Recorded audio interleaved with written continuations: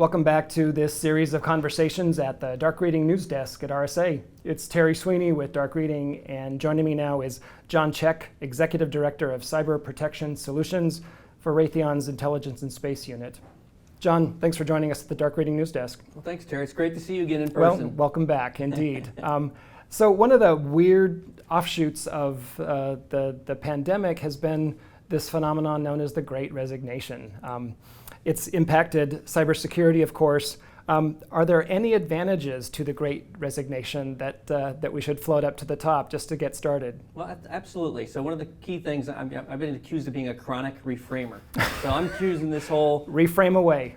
Choosing the whole pandemic to be an opportunity to attract new people to cybersecurity professions that maybe hadn't considered in the past.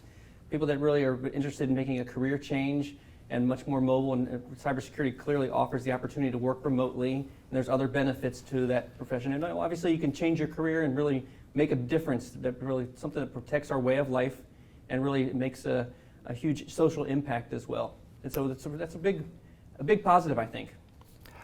Talk a bit, if you would, about how hiring practices have to change to better address the cyber skills gap that the industry is currently experiencing. I think one of the keys absolutely is you can't wait for that person with the perfect pedigree, right? They've got to have this degree from this school or this experience or have these certifications. It's really taking a chance on people that you might not have before, from different backgrounds, different generations, whatever it might be. It's really taking that risk, knowing that nobody's going to have that perfect resume, and really saying, I'm willing to invest the time as long as they have certain key attributes that make a cybersecurity professional, which would be they're inquisitive, they're very tenacious, they want to continue to learn. Is diversity, equity, and inclusion a piece of that? 100%. I mean, that's one of the key messages that at Raytheon we focus on is really that a problem that affects all of us needs to be solved by all of us. So within cybersecurity, that means not only gender-based or orientation, it's also generational, socioeconomic, geographic. Everything goes into it. So you need that diverse workforce to really solve that problem, because depending on where you live in the world and where you are, that affects you differently, and we really need all those perspectives to help tackle the problem. Oh, bravo, Raytheon. Thanks for that.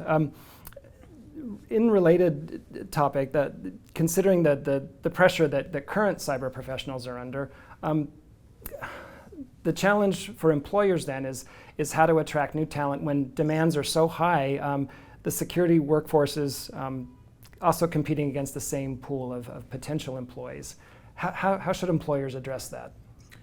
So I think the key is really creating a work environment, a culture that helps people grow and build their careers, recognizing that they're going to have to make choices along the way to expand their careers, and it's supporting those people no matter where their career might take them. Whether it's a different program within Raytheon Cybersecurity Intelligence and Services or outside of the company, I absolutely support people taking those moves to wherever their career might take them. And I think it's a big part of ensuring that somebody, especially in cybersecurity where it's always changing and people really need different experiences to be the most effective they can. One of the other interesting offshoots of the pandemic has been, I think, floating to the surface of making mental health more of a priority. In that vein, what does achieving a work-life balance look like in the cybersecurity industry as we enter basically, 30 months now of a global pandemic? Well, I think the first thing that I really start with on all of my meetings with my team is, have you checked on your team lately? Have you just given them the phone call to say, hey, how are you doing? How's everything? Do you need to take some time off? Because one thing about cybersecurity professionals, typically, they are tenacious. So when there is a problem, they lose track of time, work all night, work weekends, skip things that they maybe shouldn't do on a personal level to really tackle the problems that they really are very focused on solving. So it's really, as the leader as an organization or as a peer working with or a teammate, ensuring that when you see somebody that's not taking the time they need, asking them, hey, you should really take a break. We're a team, right? Cybersecurity is a team sport. Not one person's going to solve the problem, so sometimes teammates need a rest, and sometimes you need to help them understand that it's time for them to take a break. Sure. The urgency is not really optional among most cybersecurity professionals, is it? No, it is absolutely. That's the case, and it's really it's a core trait. We talked about DEI briefly just a few minutes ago, but I'm curious on your take about the lack of diversity in the cyber workforce is glaringly obvious. What drawbacks does the industry face if this doesn't begin to shift in a dramatic way?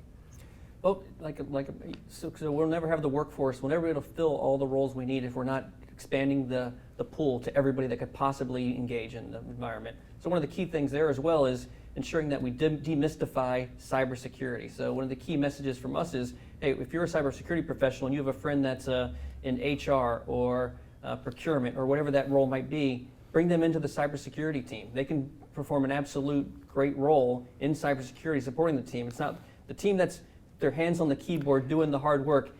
It takes a whole group of people behind them to make them most effective when things happen, that they have the resources they need. It's not just the people in the room, it's the people that support them to get there and be prepared that day.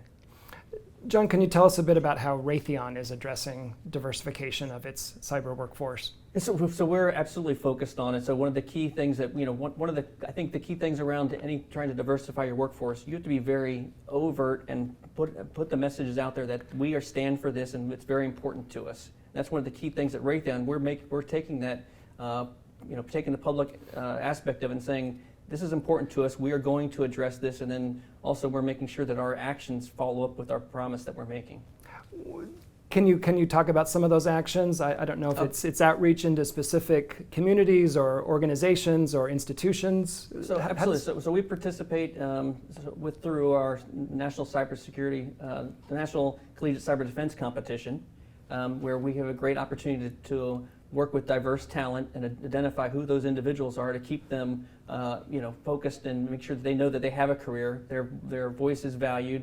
We want to hear their thoughts and we want their contributions, and really making sure that they know that they belong, we want them, and we want to enable more of them and their friends to join us as well. And it's really key for us in those regards, is really showing that it's a community, it's a team, and it's welcoming, right? Everybody is welcome, and that's one of the core messages. And obviously we sponsor different groups and organizations, whether it's gender-based, race-based, or anything else that would apply to increasing that diversification. Because it's also about the generational diversification as well.